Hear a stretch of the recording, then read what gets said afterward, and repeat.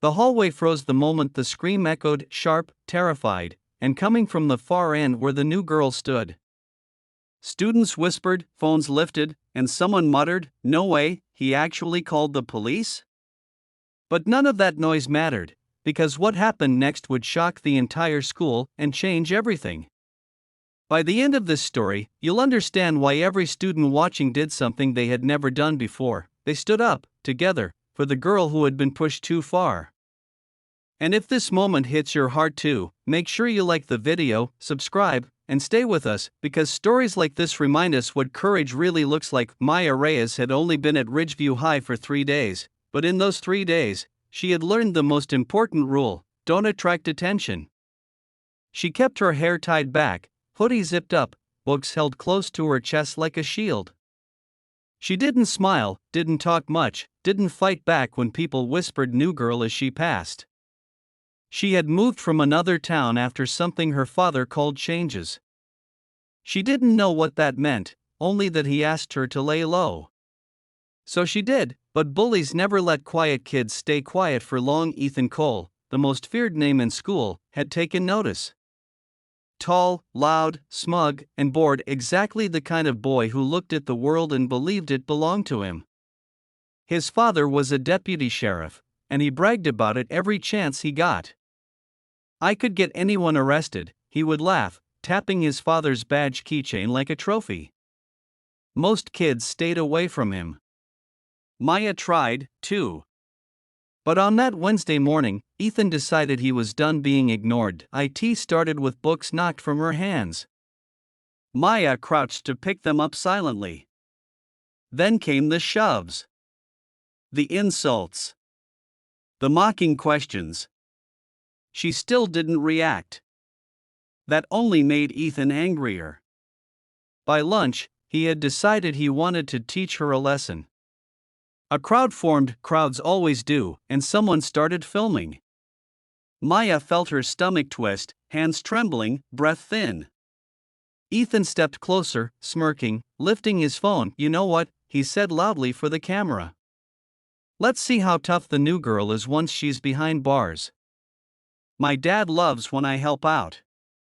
The students gasped, thinking he was just joking. But he wasn't. He dialed the non-emergency line, lice pouring out of him like poison. "Yes, officer. A student is acting suspicious. I think she stole something. Yes, she's getting aggressive." Maya froze, heart slamming painfully inside her chest, unable to breathe. Not again. Not like before. 10 minutes later, flashing red and blue lights reflected through the cafeteria windows, everyone scrambled to the sides as 2 officers entered. Ethan pointed dramatically. "That's her. Be careful, she threatened me." The officers approached cautiously. Maya stepped back instinctively, but one reached for her wrists. "Miss, we need to talk to you." Her knees almost buckled. Tears blurred her vision. "I didn't do anything. Please."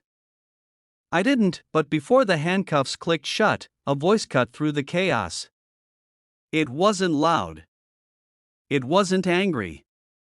But it carried a sharp authority that silenced every whisper in the room. "Officers, remove your hands from my daughter."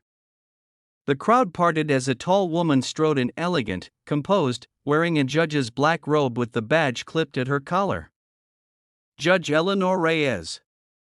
Maya's mother. Ethan's face drained of color instantly. The officers straightened, shocked. "Your Honor, we didn't realize." "Of course you didn't," she replied coldly. She stepped between them and Maya, gently pulling her daughter into her arms. "Maya, breathe. I'm here." The cafeteria was so silent that the hum of the lights above felt deafening. Judge Reyes then turned to the officers. "You arrived based on a report. Did you ask any questions? Verify any claims? Interview any witnesses?" The officers shifted uncomfortably. "We were told you were told lies," she said sharply. "By a student who used his father's badge as a weapon." She stepped toward Ethan, her presence intimidating enough that he stumbled back. Young man, impersonating or misusing police authority is a serious offense. Filing a false report is a crime. Endangering a minor is a crime. Humiliating her publicly is emotional damage. And recording all of this? She pointed to the students still holding up their phones. Very convenient evidence. Ethan tried to speak, but his throat made no sound, and then the doors burst open again, this time with Deputy Cole, Ethan's father, rushing inside. Judge Reyes. I didn't know my son. You didn't know because you didn't teach him consequences, she said calmly. But he will learn them today. The deputy looked at his son in disappointment and fear. Students whispered louder now. Phones kept recording.